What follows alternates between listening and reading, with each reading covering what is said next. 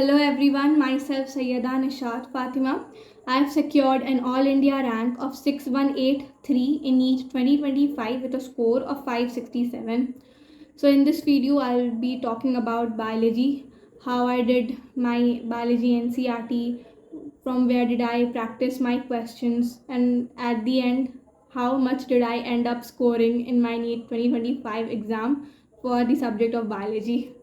तो अगर मेरे बायोलॉजी के स्कोर की बात की जाए तो it is 325 out of 360. Earlier it was 330, लेकिन उसके बाद एक पेडिग्री वाला क्वेश्चन रॉन्ग होने के बाद इट केम डाउन एट 325.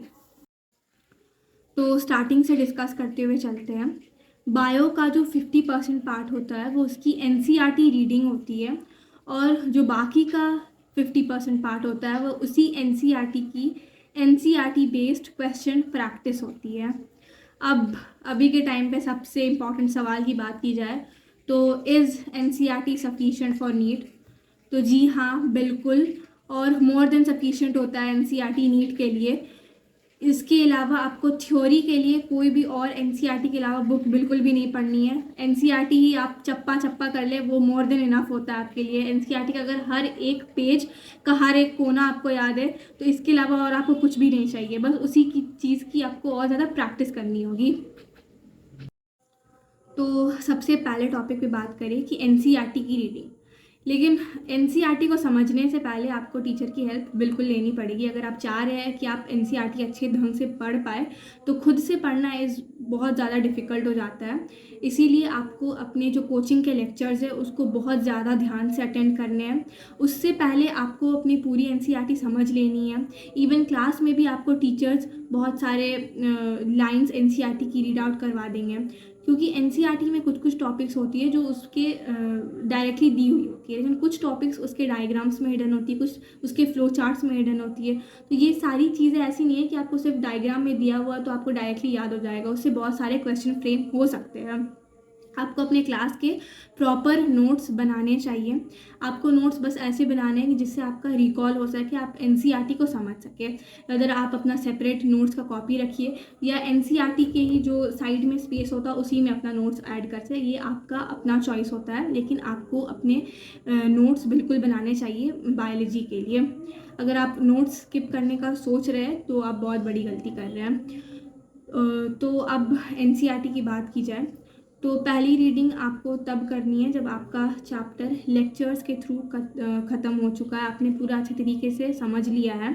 और क्लास के साथ साथ भी आपको जब टीचर रीड आउट करवा रहे हैं कोई टॉपिक तो उसके साथ साथ भी रीड आउट करते चलना है. लेकिन जब आपका चैप्टर एंड हो जाता है और आप अपनी पहली रीडिंग के लिए बैठते हैं तो आपको जो अपनी रीडिंग का तरीका रखना है. जो मेरा तरीका होता था कि मैं बोल बोल कर ही पढ़ा करती थी. ऐसा नहीं था कि मैं बस रीड कर रही हूँ और मन में मैं बोल रही हूँ.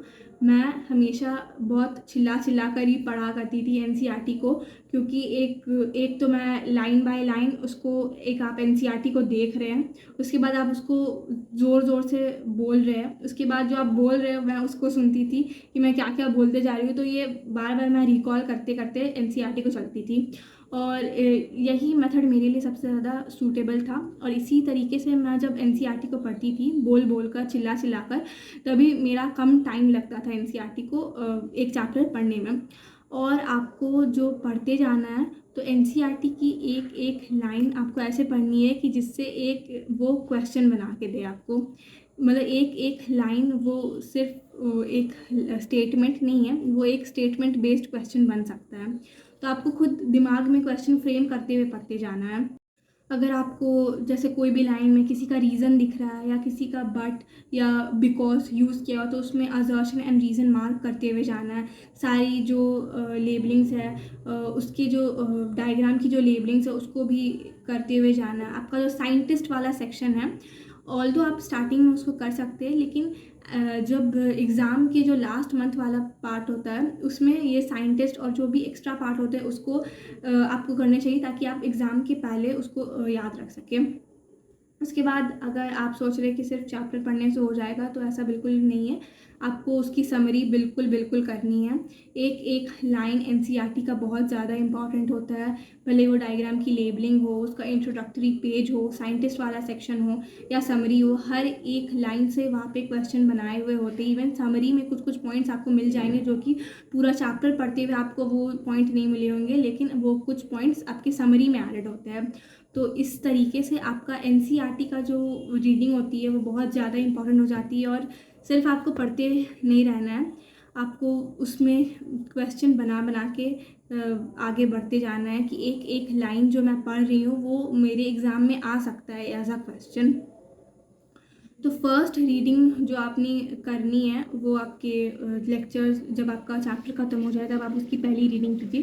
पहली रीडिंग काफ़ी ज़्यादा इंपॉर्टेंट हो जाती है। इसमें आप जो मैं किया करती थी, अगर मैं अपनी बात करूँ, कि मैं पेंसिल से जो जो इम्पॉर्टेंट पॉइंट्स है, जो जो मुझे लग रहा है कि ये स्टेटमेंट है, उसको सर्कल करती जाती थी। जो भी इम्पॉर्टेंट कुछ नोट्स के अलावा दिख जा रहा है वो मैं उसको अंडरलाइन करती थी पेंसिल से। उसके बाद मैं सेकेंड रीडिंग करती थी। बायो में आपको एनसीईआरटी की मल्टीपल रीडिंग्स लगानी ही पड़ेंगी, क्योंकि it is the only way of learning NCERT. और उसके बाद बाकी आप क्वेश्चन प्रैक्टिस से डेवलप करेंगे अपने स्किल को। तो इसमें आपको मल्टीपल रीडिंग्स लगानी होगी। उसके बाद जो आपका सेकंड रीडिंग होगा उसमें आप जो आपका हाईलाइटेड, जो आपकी पेंसिल से अंडरलाइन किया हुआ पॉइंट्स है, जो आपको लग रहा है कि हाँ ये सब पॉइंट्स इंपॉर्टेंट है, इससे अच्छे अच्छे क्वेश्चंस बनाए जा सकते हैं, इसके अलावा आप और पॉइंट्स ढूंढने की कोशिश करेंगे जो कि आपके हिसाब से इम्पॉर्टेंट है, और उसको आप हाईलाइट करते जो जाएंगे। तो पहली रीडिंग मैं सिर्फ पेंसिल का यूज़ किया करती थी। उसके बाद जो दूसरी रीडिंग करती थी वो मैं हाइलाइटर से हाईलाइट किया करती थी जो जो टॉपिक्स मैं भूल गई हूँ या जो जो टॉपिक्स मुझे एक्स्ट्रा मिले नहीं। क्योंकि आप जितनी बार एनसीईआरटी रीड करेंगे आपको कुछ ना कुछ हर बार नया मिलेगा ही। तो बिल्कुल जितनी बार आप रीडिंग करें एनसीईआरटी की उतना ज़्यादा अच्छा हो।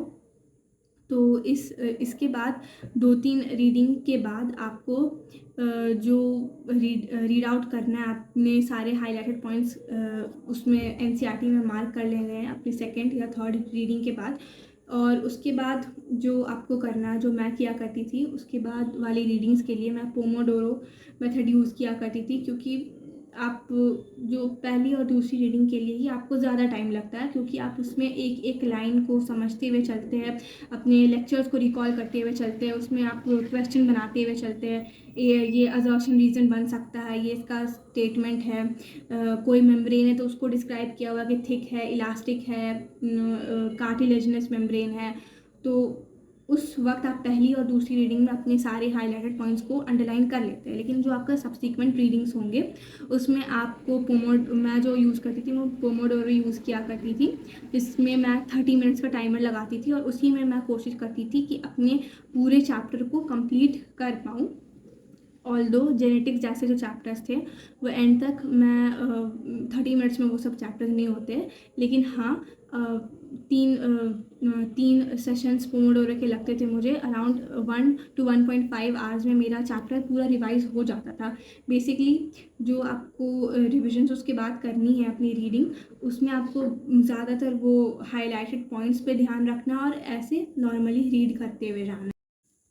स्टार्टिंग की रीडिंग्स में आपको हो सकता है ज़्यादा टाइम लगेगा। कोई भी चैप्टर अगर न्यू है तो उसकी रीडिंग करने में आपको ज़्यादा टाइम लगेगी, लेकिन जैसे जैसे आप पोमोडोरो टेक्निक यूज़ करते जाएंगे उसमें आपका जो टाइमिंग है वो खुद ब खुद रिड्यूस होते चल जाएगा। आप उतनी अच्छी तरीके से उसको रिकॉल कर सकें, क्योंकि ऑलरेडी आपके जो हाईलाइटेड पॉइंट्स हैं, आपका जो अंडरलाइन किया हुआ, उसको ज़्यादातर आपको वही सब रिकॉल करना है।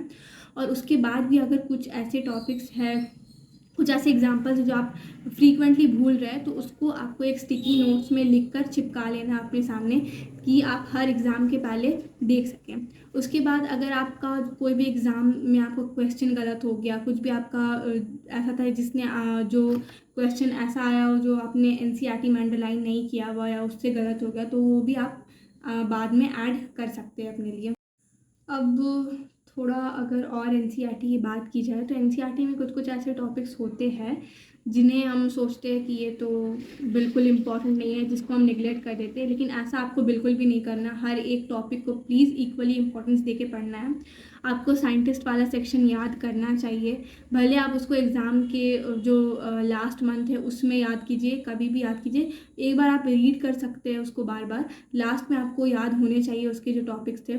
उसका जो चैप्टर का जो इंट्रोडक्शन वाला पेज होता है, जो यूनिट का इंट्रोडक्शन वाला पेज होता है, वो आपको करने चाहिए। अब एनसीईआरटी में कुछ कुछ हिडन टॉपिक्स भी है, जैसे कि अगर आप एवोल्यूशन वाला चैप्टर में जाते हैं तो उसमें आपको एक तो डायग्राम बना हुआ है जिसमें बहुत सारे एरा का जिक्र है, बहुत सारे कि कौन सा एनिमल किस एरा में था, ये सब आपको याद करना ही पड़ेगा। ज़्यादातर आपके जो लेक्चर्स है उसमें करवा दिया जाता है, लेकिन अगर उसमें नहीं करवा रहे हैं तो प्लीज़ आप उसको अपने से याद कर लें, क्योंकि वो डायग्राम्स जो होते हैं वो बहुत इंपॉर्टेंट होते हैं। और उसमें एक प्लांट का एवोल्यूशन का भी डायग्राम दे दिया है, वो इम्पॉर्टेंट हो जाता है। डायनासोर के एवोल्यूशन वाले डायग्राम दिए हुए हैं, और भी जितने सारे हैं आपको एराज जितने हैं वो सब याद करने पड़ेंगे। और उसके लिए आपको अगर कहीं से भी आप रिसोर्स कलेक्ट कर सके, जो भी आपको वीडियोस मिल रहे यूट्यूब से, उससे आप समझने की कोशिश कीजिए। अब एक और जो जेनेटिक्स में आपका एक टेबल दे दिया जाता है कोडॉन का, अगर आपको लग रहा है कि ये सिर्फ देखने के लिए और याद नहीं करना है तो ऐसा बिल्कुल भी नहीं है, क्योंकि मैं ये सब जो टॉपिक्स थे मैं इसको बहुत ज़्यादा निगलेक्ट किया करती थी, इसलिए मैं अभी बता रही हूँ कि जो कोडॉन वाला जो टेबल है, अगर आप चाहते हैं कि आपका जो बायोलॉजी है वो 100% पूरा कंप्लीट रहे, तो आपको हर एक डायग्राम को डिकोड करके याद करना पड़ेगा। डायग्राम की डिकोडिंग जो होती है वो बहुत ज़्यादा इंपॉर्टेंट हो जाती है एनसीईआरटी में। तो जो आपका जो कोडॉन वाला जो टेबल है वो आप अगर लिख लिख के भी याद कीजिएगा तो वो बहुत ज़्यादा डिफ़िकल्ट है उसको याद करना। इसके लिए आपको ज़्यादातर कोचिंग के लेक्चर्स में आपको मिल जाएंगे उसकी जो ट्रिक्स होती है। कुछ कुछ बिना ट्रिक के चीज़ें याद नहीं होती है। तो उसके लिए जो ट्रिक्स थी जो बहुत कॉमन थी, फर्स्ट कॉलम के लिए फिली, इली, मेटवेल और ऐसे ही बाकी सब के लिए, तो ऐसे ही आपको एनसीईआरटी की जो डायग्राम्स है उसको प्लीज़ डिकोड करना सीख जाइए। और भी कुछ कुछ जो टॉपिक्स हैं एनसीईआरटी में जिसके बारे में अगर बहुत कम दिया हुआ है, तो आपको एनसीईआरटी को पूरा डिकोड करते हुए पढ़ना चाहिए। ऐसा कि आप मतलब कुछ सीखे तो एनसीईआरटी से पूरा ही उसका सीखे। अगर आपको आपके आज लेक्चर्स में कोई एक टॉपिक डिस्कस हुआ तो उसके बारे में आप और ज़्यादा चैट जीपीटी से कर सकते हैं या गूगल में डिस्कस उसके बारे में कर सकते हैं। इन शॉर्ट आपको एक एक जो वर्ड दिया हुआ है एनसीईआरटी में उसकी अच्छी खासी नॉलेज होनी चाहिए, उसको डिकोड करना आपको आना चाहिए। तो अब बात करते हैं दूसरे वाले पार्ट पे, विच इज़ क्वेश्चन प्रैक्टिस वाला पार्ट। तो अगर आप सिर्फ वन लाइनर जो क्वेश्चंस रहते हैं बायो के वो कर रहे हैं और उसी में खुश है, तो आपको नीट 2025 का पेपर दिखना चाहिए कि जिसमें बहुत सारे स्टेटमेंट वाइज क्वेश्चन पूछे गए, कितने सारे कॉन्ट्रोवर्शियल क्वेश्चंस पूछे गए थे बायो में। तो इसीलिए आपको प्लीज़ थोड़ी हार्ड क्वेश्चन की प्रैक्टिस रखिए। ऐसा नहीं है कि जो एनसीईआरटी से है डायरेक्ट उसी की जो डायरेक्टली एनसीईआरटी में दिया हो सिर्फ उसी की क्वेश्चन प्रैक्टिस कर रहे हैं। थोड़ी जो कॉम्पिटेंसी बेस्ड क्वेश्चंस होते हैं जो आपको सोचने पे मजबूर करते हैं कि हाँ एक एग्जाम्पल एनसीईआरटी में दिया हुआ है लेकिन और कुछ एग्जाम्पल्स दे देंगे और बोलेंगे कि हाँ क्या ये इसका एग्जाम्पल बन सकता है कि नहीं। तो कुछ ऐसे आपको क्वेश्चन करने चाहिए जो आपकी थिंकिंग एबिलिटी को थोड़ा पुश करे, जो आपको थोड़ा सा मजबूर करे कि सारे स्टेटमेंट को पढ़ने में कहीं भी कुछ भी एनसीईआरटी की लाइंस को मैनिपुलेट करके जो क्वेश्चंस बनाए जाते हैं, तो इस पॉइंट ऑफ टाइम पे बहुत ज़्यादा इंपॉर्टेंट हो गया है। तो जहाँ से मैं क्वेश्चन प्रैक्टिस किया करती थी दैट वाज नीट प्रेप का टारगेट बैच। मैं बहुत बार इसके बारे में बता चुकी हूँ कि उसके क्वेश्चंस वाकई में हार्ड हुआ करते थे और बहुत ज़्यादा अच्छे हुआ करते थे। लेकिन अगर आपको बायो की ही सिर्फ उसकी लेनी है तो मैंने मास्टर क्लास इन बायोलॉजी के भी कुछ सवाल प्रैक्टिस किए थे, ज़्यादा मैंने नहीं किए थे, हर चैप्टर में ऑलमोस्ट 40 to 45 किए थे मैंने। तो उसके डॉक्टर NK शर्मा के आपको करने चाहिए अगर आप हार्ड क्वेश्चन खोज रहे हैं बायोलॉजी में। तो क्योंकि फिज़िक्स और केमिस्ट्री में आपको मिल जाते हैं, आप जेईई मेंस के क्वेश्चन कर सकते हैं, लेकिन बायो के लिए आपको जो सबसे अच्छे क्वेश्चंस जो थे वो मैंने मास्टर क्लास इन बायोलॉजी में देखे थे। अगर मैं कुछ शेयर करूँ तो इसमें जैसे कि एक जो सवाल था कि if there was no melanic moths in the pre industrialisation era what would be the end result of industrialisation. अब ये जो क्वेश्चन है ये डायरेक्टली एनसीईआरटी में नहीं दिया हुआ है, ना ही एनसीईआरटी के बारे में इसमें कुछ भी डिस्कस किया गया है, लेकिन ये आपको सोचने पे मजबूर करता है कि अगर, क्योंकि आपने नेचुरल सिलेक्शन पढ़ लिया है कि किस तरीके से इंडस्ट्रियलाइजेशन के पहले कौन से मॉथ प्रेजेंट थे, इंडस्ट्रियलाइजेशन के बाद कौन से मॉथ प्रेजेंट थे। अब इसको आपका सिचुएशन चेंज करके दे रहा है, तो आपको ये जो क्वेश्चंस है ये सब सोचने में मजबूर करते हैं। तो इस तरीके के जो क्वेश्चंस है, जो हार्ड लेवल के क्वेश्चंस है, वो आपको प्रैक्टिस करना बहुत ज़्यादा इंपॉर्टेंट हो जाते हैं। अब क्वेश्चन आपको एक तो है कि हार्ड क्वेश्चन करते जाने हैं, और बायोलॉजी में आप जितने ज़्यादा क्वेश्चन प्रैक्टिस करेंगे आपके लिए उतना ज़्यादा बेनिफिशियल है, आप उतनी ज़्यादा प्रोफिशिएंट होते जाएंगे।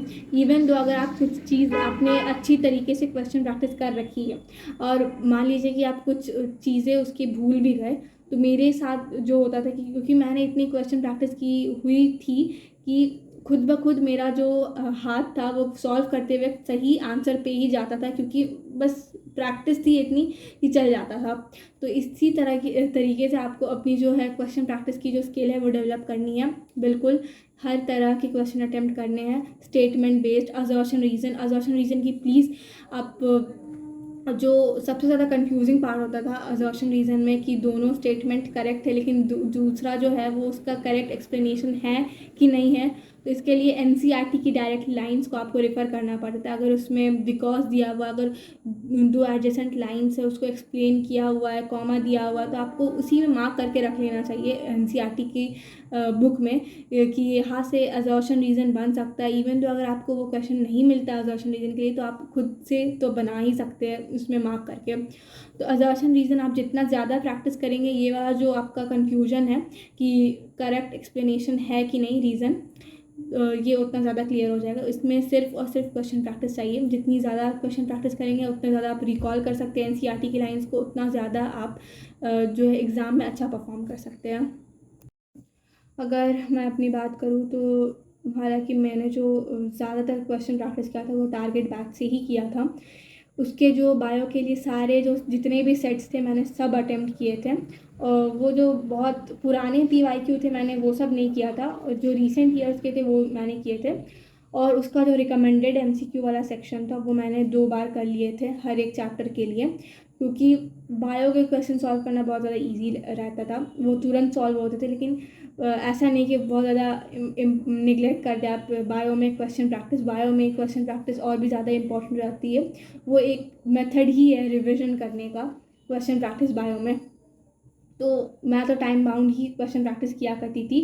ज़्यादातर जो मेरे एक चैप्टर के क्वेश्चंस रहते थे अराउंड 100 क्वेश्चंस, तो वो बहुत ज़्यादा कम टाइम में सॉल्व हो जाते थे। ऐसा नहीं है कि एक क्वेश्चन के लिए 1 मिनट ही लग रहा है, बायो के क्वेश्चंस बहुत कम टाइम में सॉल्व होते हैं। तो इसीलिए आप एक दिन में 100-200 जितने क्वेश्चंस आपको करने कर सकते हैं।